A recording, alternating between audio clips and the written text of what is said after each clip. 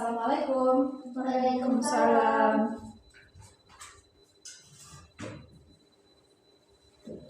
Gimana kabarnya hari ini anak-anak ibu? Baik, Bu. Alhamdulillah. Semangat mengikuti pembelajaran hari ini? Semangat, Bu. Oke, sebelum kita mulai pembelajaran, lihat dulu di sekitarnya apa ada sampah yang berserakan. Kalau ada tolong diambil dulu. Tidak ada, Bu. Nggak ada, berarti bersih ya. Ketua kelas, silakan pimpin doanya. Baik, Bu. Berdoa mulai. Bismillahirrahmanirrahim. Amin. Oke, kita absen dulu. Zahratul Banat, Ada, Bu. Aulia Rahmadani, Ada, Bu.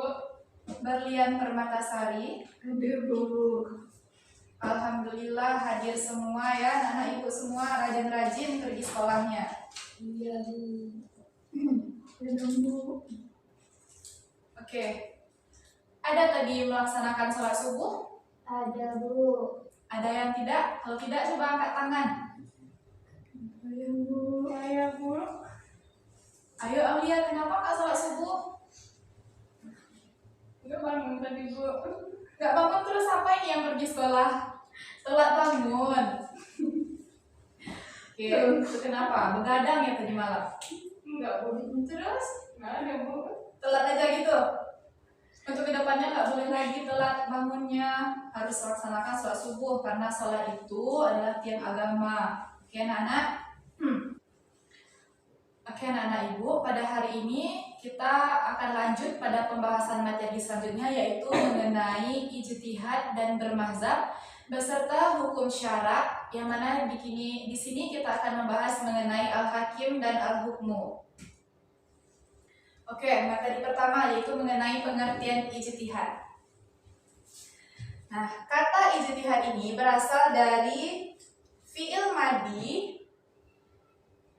dengan kata jahada, dan dalam bentuk masdarnya itu ialah dengan kata jahdun, di mana artinya di sini ialah bersungguh-sungguh, sepenuh hati dan serius. Di sini.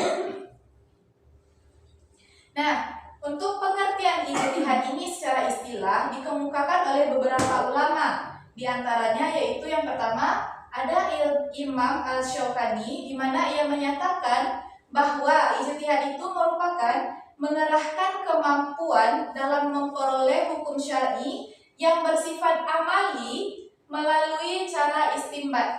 Di sini ada kata amali. Sini.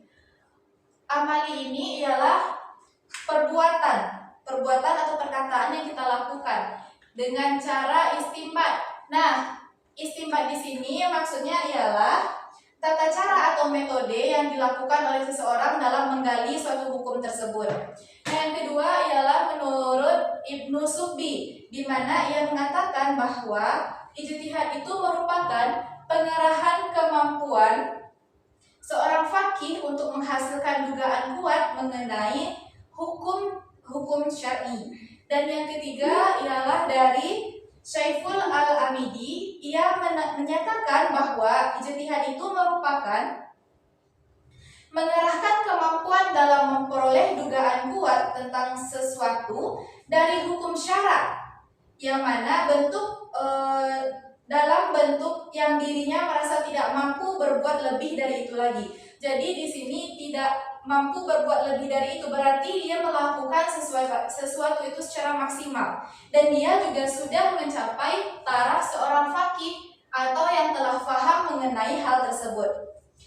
Nah, untuk itu dapat kita pahami bahwa ijtihad itu merupakan suatu perbuatan sungguh-sungguh yang dilakukan oleh seseorang dalam menentukan atau menciptakan suatu hukum syara dengan metode-metode tertentu yang bersumber dari Al-Quran dan juga hadis.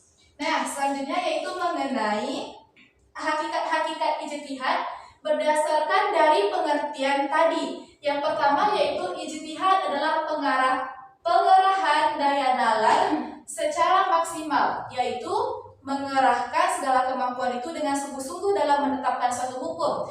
Dan yang kedua ialah usaha ijtihad yang dilakukan oleh orang-orang yang telah mencapai derajat tertentu di bidang keilmuan yang di sini disebut dengan faqih.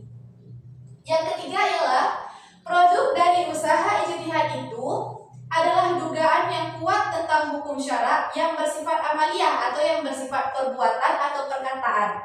Dan yang terakhir, usaha ijtihad itu ditempuh melalui cara istinbat, yaitu istinbat ini seperti yang Ibu katakan tadi, yaitu merupakan suatu cara-cara atau metode untuk menggali suatu hukum secara lebih dalam yang berpedoman kepada Al-Quran dan hadis. Jadi istinbat ini berdasarkan Al-Quran dan hadis. Nah, selanjutnya pembahasan kita ialah mengenai dasar hukum dari ijtihad ini sendiri. Ada yang bisa bantu Ibu untuk membacakan ayatnya? Ya, Aulia, coba baca ayatnya. Baik, Bu. A'udzubillahi minasyaitonirrajim. Bismillahirrahmanirrahim. Ya ayyuhalladzina amanu athi'ullaha wa athi'ur rasul wa ulil amri minkum fa in tanaza'tum fi syai'in farudduhu ila Allahi wa rasuli in kuntum tu'minun billahi wal yawmil akhir. Dzalika khairun wa ahsanu ta'wila. Ya, terima kasih Aulia, bacaan Al-Qur'annya baik ya dan bagus. Tingkatkan, pertahankan kalau perlu ditingkatkan lagi.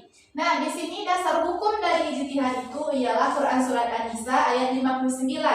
Di mana artinya di sini ialah wahai orang-orang yang beriman, taatilah Allah, taatilah Rasul dan ulil amri. Ulil amri di antara kamu. Dan apabila kamu menemukan suatu perkara yang kamu tidak mengetahui hal tersebut, maka kembalikanlah kepada Allah dan Rasul. Jadi poinnya di sini ialah faruddu ilallah ila Rasul, yaitu dikembalikan lagi kepada Allah dan Rasulnya.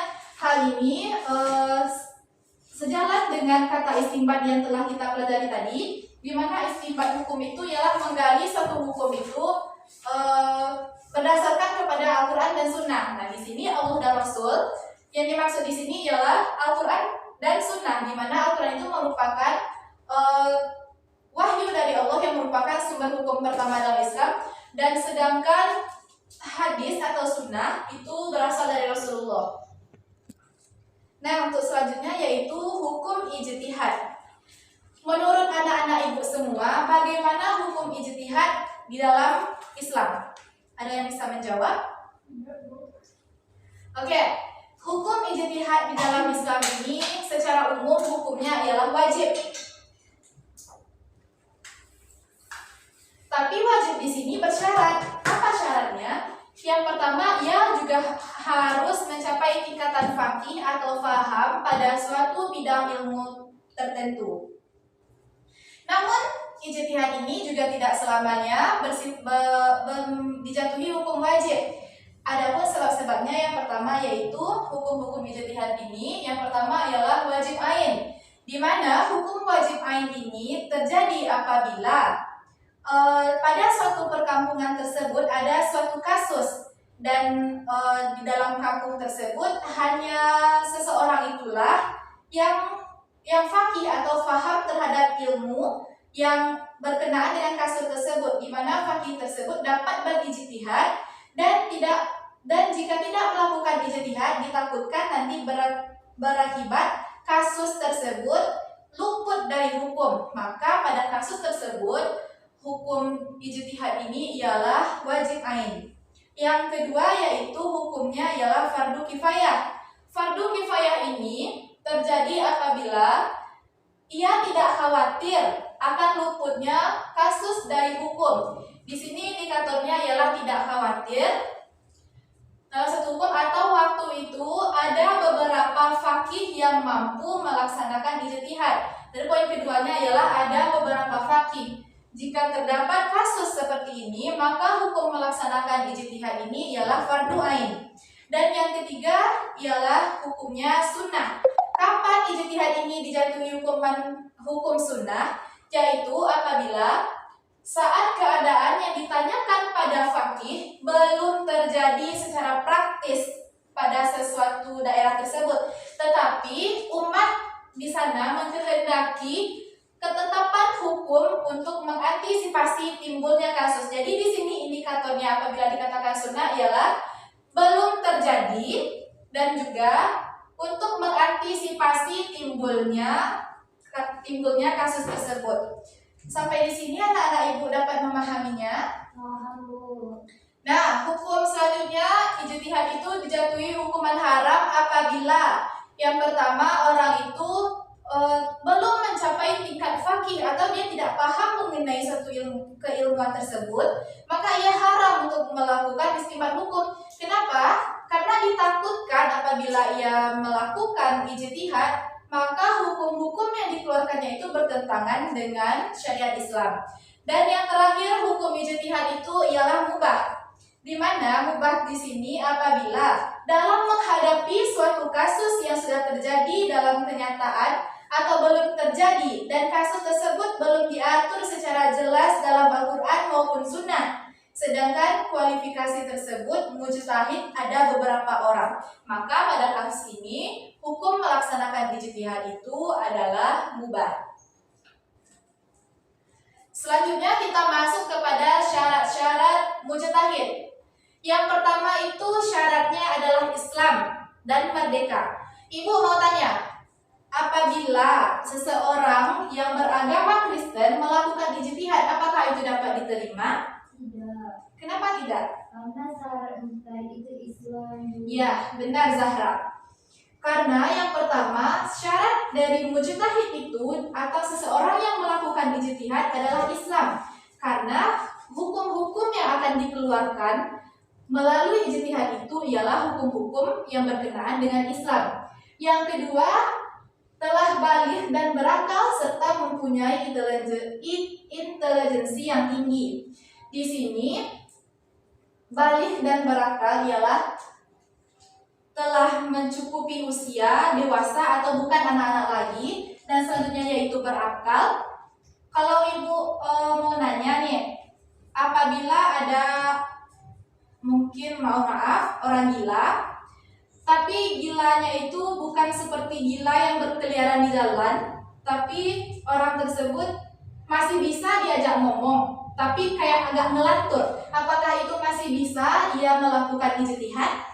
Tidak, Bu. Ya, benar tidak. Karena ia harus sehat atau berakal, harus sehat jiwa maupun akalnya, dan juga mempunyai intelijensi yang tinggi untuk menafsirkan hal-hal yang terdapat dalam Al-Quran dan hadis.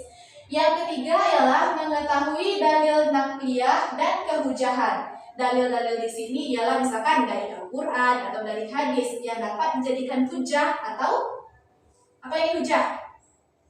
Pedoman. Ya, pedoman. Nah, yang keempat, memahami kaidah bahasa Arab. Kenapa dalam berijtihad itu kita perlu memahami kaidah bahasa Arab? Nggak tahu? Tidak, Bu. Oke, Ibu jelaskan di sini. Kaidah bahasa Arab. Kenapa ini menjadi syarat? Karena Al-Quran dan hadis itu tidak ada yang ditulis bukan dari bahasa Arab. Jadi Al-Quran dan hadis itu kan seperti yang sudah anak-anak Ibu ketahui juga, bahwa Al-Quran dan hadis itu berbahasa Arab.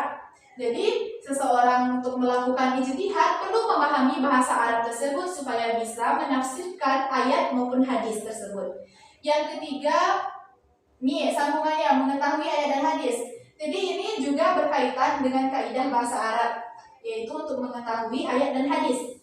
Nah, untuk syarat selanjutnya ialah mengenai mengetahui nasak dan mansukh.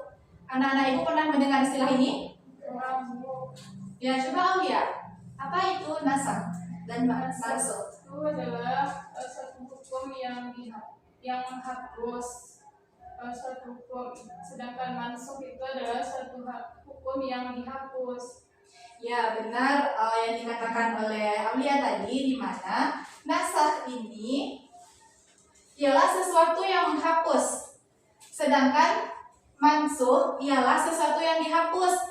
Contohnya di sini ialah pada dalil mengenai hukum idah pada wanita, yang mana hukum awalnya yang mansukhnya ialah masa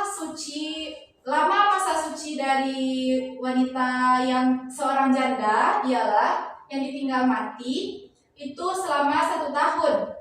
Sedangkan diganti dengan atau dinasihkan menjadi 4 bulan 10 hari. Jadi itu merupakan contoh dari nasakh dan mansukh. Nah, untuk cara selanjutnya ialah mengetahui permasalahan yang sudah ditetapkan melalui ijma ulama. Apa ini ijma? Kesepakatan. Ijma ini ialah kesepakatan.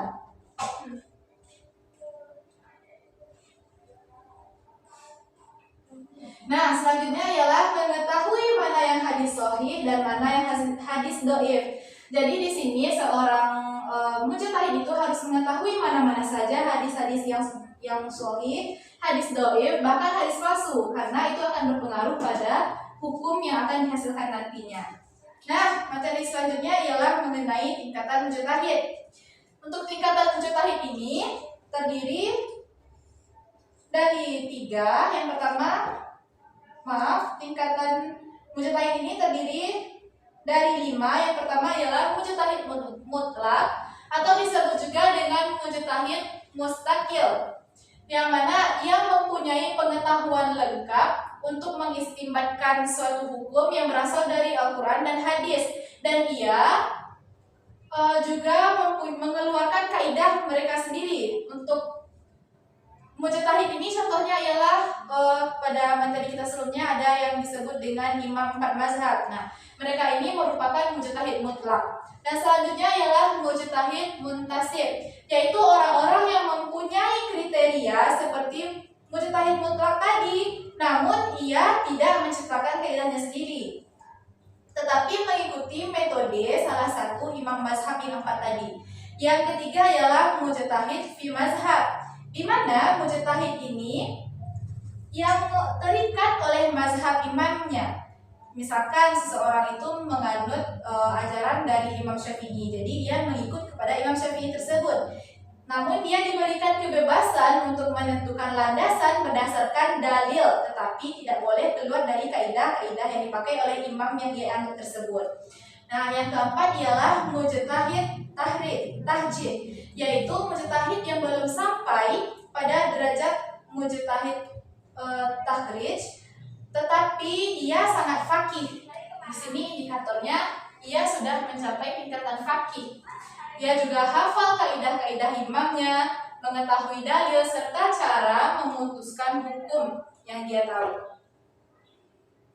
Yang selanjutnya atau yang terakhir, tingkatan dari mujtahid ini ialah mujtahid fatwa.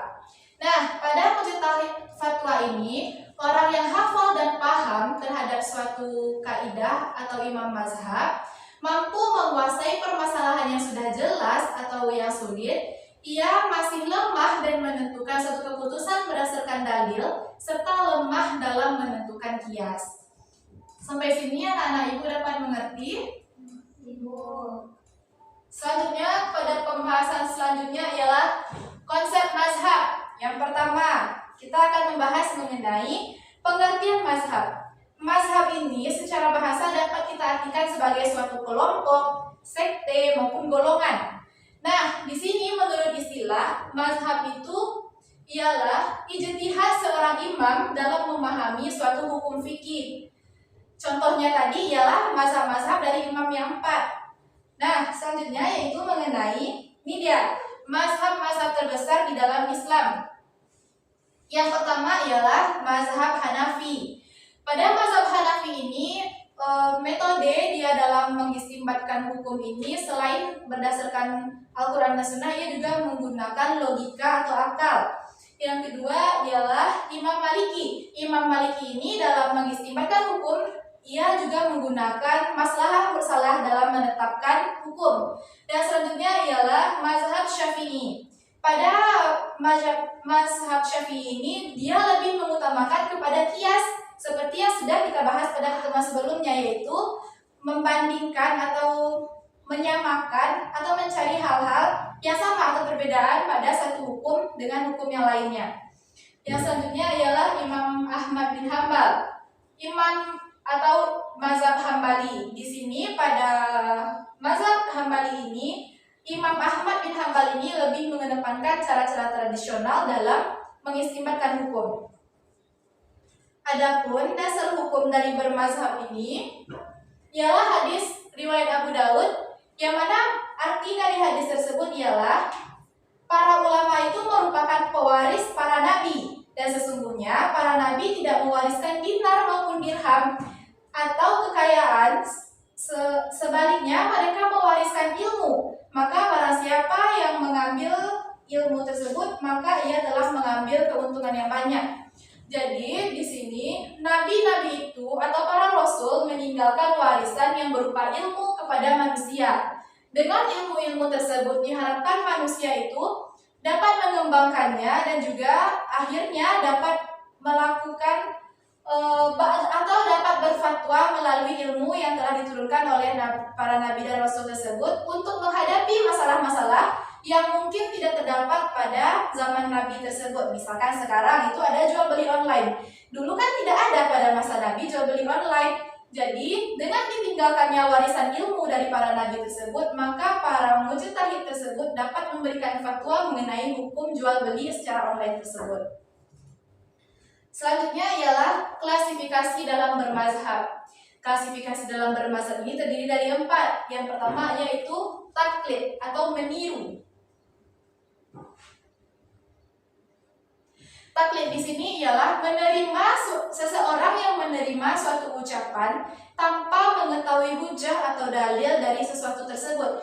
Walaupun dia tidak mengetahui hujah atau dalil mengenai suatu hal tersebut, namun dia tetap mengikuti hal tersebut. Maka perbuatan seperti ini disebut dengan taklid atau mengikut tanpa mengetahui dalil.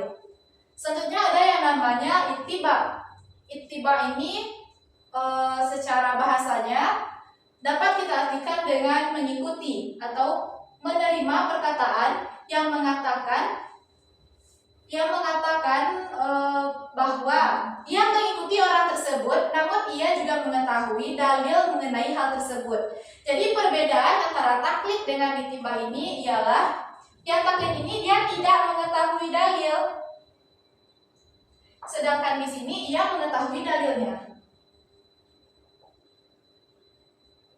atau ia mengetahui sumber hukum atau hal-hal yang mengatakan kenapa ia harus melakukan hal tersebut. Dan selanjutnya ialah taklif. Taklif ini ialah mempertemukan menjadi satu secara bahasa, artinya yaitu beralihnya seseorang meminta fatwa kepada imam mujtahid lain dalam masalah lain atau berpedoman kepada petunjuk beberapa mazhab. Nah, materi selanjutnya mengenai hukum syara. Untuk materi kita selanjutnya ialah mengenai hukum syara. Hukum syara ini apa, Bu? Nah, hukum syara ini merupakan sejumlah aturan Allah yang mengatur berbagai persoalan manusia yang berkaitan dengan perbuatan mukallaf. Di sini ada kata mukallaf. Mukallaf artinya di sini ialah orang-orang yang sudah dikenai beban hukum. Salah satu syaratnya ialah sudah balik dan berakal. Jadi kalau anak-anak bagaimana, Bu? Nah, kalau anak-anak ini dia belum mencapai tingkat mukallaf. Karena mukallaf itu salah satu syaratnya ialah balik dan berakal. Maka seseorang yang balik dan berakal itu sudah dijatuhi hukum syara. Nah, aturan-aturan hukum syara ini diciptakan dan ditetapkan bertujuan untuk mewujudkan kemaslahatan umat manusia baik dunia maupun di akhirat. Jadi dengan adanya hukum-hukum syara ini, maka diharapkan bahwa keberlangsungan umat manusia itu dapat berjalan dengan baik dan lancar sesuai dengan aturan-aturan yang telah ditetapkan oleh Allah Subhanahu wa taala. Pembagian dari hukum syara ini terdiri dari 4. Yang pertama, kita akan membahas 2 pada pertemuan ini. Yang pertama yaitu mengenai al-hakim. Al-hakim di sini maksudnya ialah yang menciptakan suatu hukum. Nah, yang menciptakan suatu hukum di sini ialah sumber hukum syara bagi semua perbuatan mukallaf itu ialah Allah Subhanahu wa taala. Jadi dapat kita simpulkan di sini bahwa yang menciptakan suatu hukum syara itu ialah Allah, bukan manusia. Nah, hukum-hukum yang diberikan Allah itu ada kalanya secara langsung berupa nas-nas atau wahyu. Contohnya itu ialah Al-Quran. Segala hukum yang ada dalam Al-Quran merupakan nas-nas yang langsung dari Allah. Namun ada pula itu yang diberikan kepada ulama mujtahid untuk mengistimbatkan hukum terhadap perbuatan mukallaf dengan bantuan dalil dan tanda-tanda yang telah disyariatkan tersebut. Nah, pada pertemuan kemarin kan kita sudah membahas mengenai ayat-ayat Al-Quran yang bersifat global. Nah, disinilah peran para mujtahid untuk menggali lebih jauh hal-hal yang bersifat global dalam penjelasan Al-Quran tersebut. Maka untuk menjelaskan hal-hal yang bersifat global dalam Al-Quran tersebut, maka disinilah peran para mujtahid untuk mengetahui hukum-hukum dari suatu hal tersebut. Nah, untuk materi selanjutnya yaitu mengenai peran Rasul dan dalam melahirkan hukum syara. Perannya di sini terdapat dua pendapat. Yang pendapat pertama ialah di mana pembuat hukum tersebut hanyalah Allah. Jadi dalam pembuatan hukum di sini hanya Allah yang berhak dalam membuat hukum. Sedangkan Rasul itu hanya sebagai penyampai dan penggali hukum-hukum syara yang telah diciptakan oleh Allah tadi. Nah, dengan itu dari yang telah diciptakan Allah atau sesuatu yang tampak dari penuturan nas, baik itu berupa perintah maupun berupa larangan. Nah, pada mazhab ini tidak membahas masalah ilat hukum dan juga tidak mengakui qiyas sebagai dalil atau salah satu sumber hukum. Untuk pendapat kedua, di sini pendapatnya ialah di samping Allah sebagai pembuat hukum, Rasul dan para mujtahid lainnya berperan sebagai penyampai hukum Allah dan melahirkan hukum syara yang tidak dijelaskan oleh Allah secara tekstual di dalam wahyunya. Jadi dapat kita lihat perbedaan antara pendapat pertama dan pendapat kedua itu. Yang pertama ialah bahwa di pendapat pertama Rasul itu dan para mujtahid lainnya tidak bisa menciptakan satu hukum, namun pada pendapat yang kedua dia atau Rasul dan para mujtahid itu boleh melahirkan atau menciptakan suatu hukum yang baru, tapi harus tetap berdasarkan pada nas-nas yang awal atau berdasarkan kepada Al-Quran. Jadi di sini dapat kita pahami bahwa para mujtahid pada hakikatnya ialah bukan pencipta hukum, melainkan hanya melahirkan kembali dan menggali hukum dengan memperhatikan dalil-dalil dan syarat yang dapat dijadikan patokan atau menetapkan hujjah. Nah, yang kedua ialah al-hukmu. Al-hukmu ini dapat kita artikan sebagai menetapkan sesuatu terhadap sesuatu, di mana hukum ini adalah tuntutan syar'i Allah yang berkaitan dengan perbuatan mukallaf atau perbuatan seseorang yang telah dibebani oleh hukum, baik sifatnya mengandung perintah ataupun larangan, adanya pilihan atau adanya sesuatu yang dikaitkan dengan sebab, atau hal yang menghalangi adanya sesuatu. Jadi dalam hukum tuntutan syar'i Allah memberikan dengan hukum itu adalah tuntutan syari Allah yang berkaitan dengan perbuatan mukallaf. Perbuatan mukallaf ini ialah perbuatan seseorang yang telah dibebani hukum. Nah, selanjutnya hal itu baik berupa sifat yang mengandung perintah maupun larangan, sebab pilihan atau adanya sesuatu yang dikaitkan dengan sebab, atau hal yang menghalangi adanya sesuatu. Nah, untuk hukum taklifi ini tersebut, hukum taklifi ini merupakan hukum yang mengandung tuntutan untuk mengerjakan dengan tuntutan pasti, mengerjakan dengan tuntutan tidak pasti, meninggalkan dengan tuntutan pasti, meninggalkan atau memilih mengerjakan atau meninggalkan sesuatu. Nah, di sini penjelasannya. Di mana penjelasan dari hukum taklif ini terdiri dari 5. Yang pertama yaitu hukumnya wajib tuntutan mengerjakan dengan tuntutan pasti. Adapun contohnya yang dapat kita lihat di sini ialah mengerjakan sholat.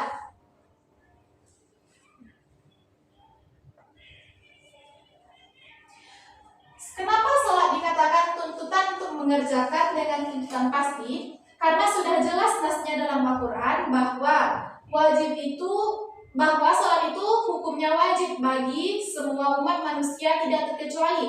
Bahkan jika dia sakit, tetap diwajibkan sholat. Tidak bisa berdiri, bisa duduk. Tidak bisa duduk, bisa tidur.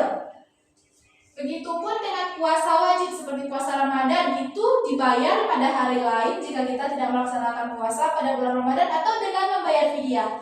Nah, contoh sholat dan puasa ini merupakan suatu hukumnya wajib dalam syariat Islam. Yang kedua ada namanya sunnah atau an-nadb. Di sini tuntutan yang mengerjakan dengan tuntutan tidak pasti. Di sini tidak pasti contohnya ialah hal-hal yang sunnah. Contohnya apa? Seperti hal-hal yang sunnah. Bisa? Zahra? Ya, puasa Senin Kamis.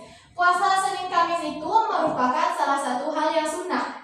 Yang kedua ialah haram atau tuntutan meninggalkan dengan tuntutan pasti. Di sini harus ditinggalkan, dituntut untuk meninggalkan sesuatu. Contohnya di sini ialah ada ayat Al-Quran yang berbunyi, la taqrabuz zina, janganlah kamu mendekati zina.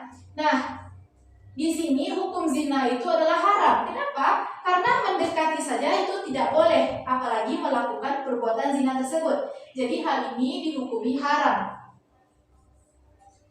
Yang kedua yaitu al-karanah, atau di sini juga kita dapat katakan hal-hal yang makruh atau tuntutan yang meninggalkan dengan tuntutan tidak pasti.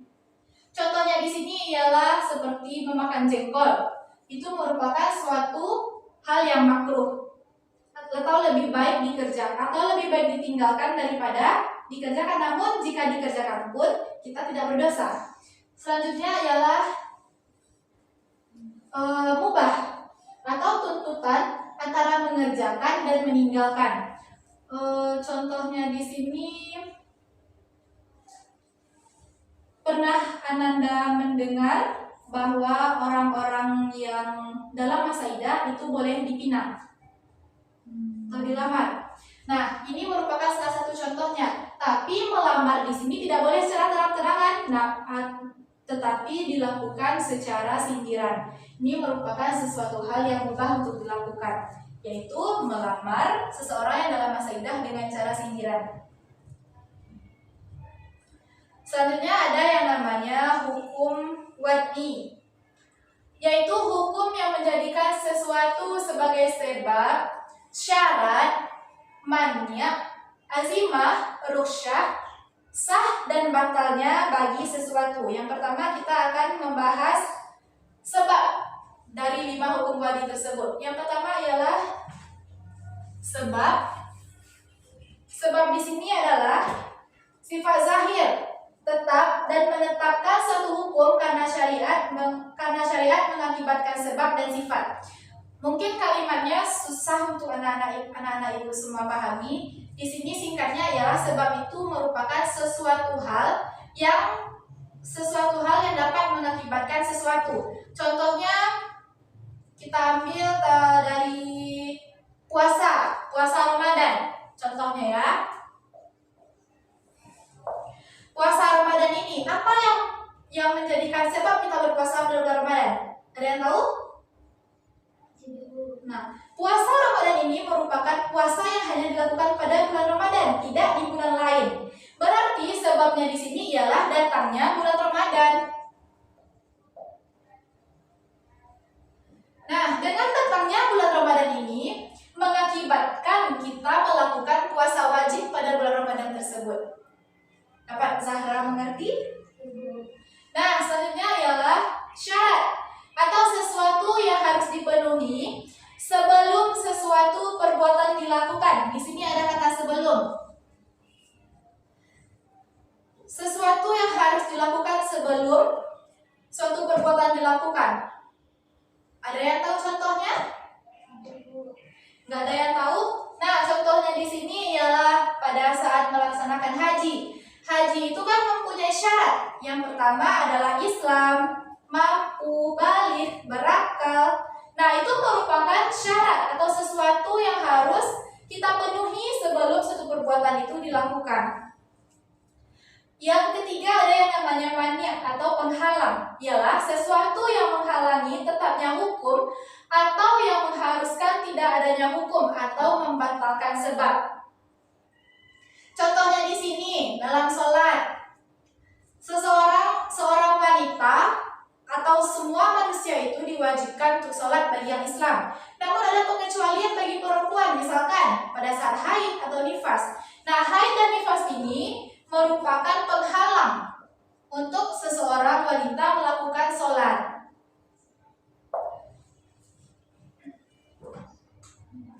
Selanjutnya itu ada yang namanya azimah dan ruksyah.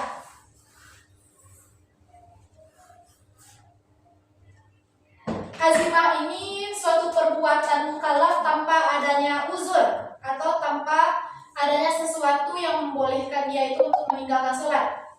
Meninggalkan sesuatu contohnya itu sholat. Sholat itu hukumnya wajib bagi semua umat Islam. Itu tidak ada uzur di sana ya. Karena dalam kondisi dan situasi apapun sholat itu diwajibkan. Bahkan bisa diganti dengan hari lain atau dengan diqodho. Yang kedua ialah ruksyah. Itu berkaitan dengan satu perbuatan karena adanya uzur. Di sini tanpa adanya uzur dan di ruksyah karena adanya uzur. Contohnya karena adanya uzur. Dalam berzakat, zakat itu hukum awalnya adalah wajib, yaitu azimah, wajib bagi semua umat Islam. Namun di sini ada ruksyah. Ruksyahnya di sini ialah kemampuan seseorang dalam mengeluarkan zakat tersebut.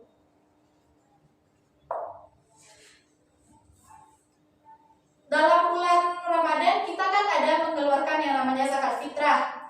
Nah, zakat fitrah ini bagi seseorang yang tidak mampu itu tidak bisa tidak mengeluarkan zakat, namun ia termasuk ke dalam orang yang boleh menerima zakat. Nah, ini merupakan contoh dari azimah dan ruksyah. Yang terakhir ialah sah dan batal. Sah dan batal ini bisa ibu sampaikan dengan singkatnya seperti seseorang itu harus memenuhi rukun dan syarat dalam melakukan sesuatu. Contohnya dalam melaksanakan sholat, kita harus tahu rukun, mengerjakan rukun tersebut dan juga syarat-syarat untuk kita melaksanakan sholat tersebut. Maka dengan terpenuhinya rukun dan syarat ini, maka sahlah pelaksanaan sholat yang kita lakukan. Namun batal akibatnya jika salah satu rukun dari sholat itu tersebut tidak terlaksanakan, maka hukumnya menjadi batal. Nah, sampai di sini apa masih ada yang anak-anak ibu kurang pahami? Silahkan bertanya. Tidak dulu. Oke, berarti paham semuanya kan? Di sini ibu mau nanya, apa tadi yang dimaksud dengan ijtihad? Ada yang bisa menjawab?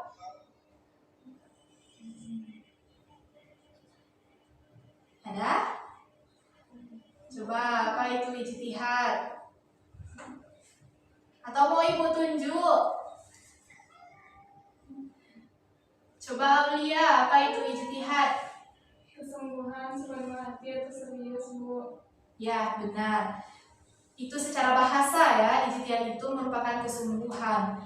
Secara istilahnya ialah perbuatan seseorang yang dilakukan secara sungguh-sungguh untuk menciptakan atau melahirkan satu hukum yang baru. Untuk hukum ijtihad ini, hukum awalnya tadi apa? Ya, wajib. Oke, untuk menambah pemahaman anak-anak itu semua, ibu harap anak-anak ibu belajar lagi, baca di buku paketnya itu pada halaman 84 mengenai yang kita pelajari hari ini. Nah, jadi dapat ibu simpulkan di sini bahwa ijtihad itu merupakan suatu kesungguhan dari seseorang untuk melahirkan suatu hukum-hukum yang belum ada sebelumnya. Nah, dan yang kedua, itu hukum dari ijtihad itu ialah hukum umumnya ialah wajib. Namun ada satu situasi dan kondisi yang mengubah hukum awal tersebut seperti adanya hukumnya wajib, sunnah, mubah, dan lain sebagainya. Nah, mungkin sekianlah pembelajaran kita pada pagi hari ini. Kepada ketua kelas, silahkan dipimpin doa untuk pulang. Berdoa mulai. Alhamdulillahirabbil alamin. Nah, semoga bermanfaat pembelajaran kita pada hari ini. Ibu akhiri, Assalamualaikum warahmatullahi wabarakatuh. Waalaikumsalam warahmatullahi wabarakatuh.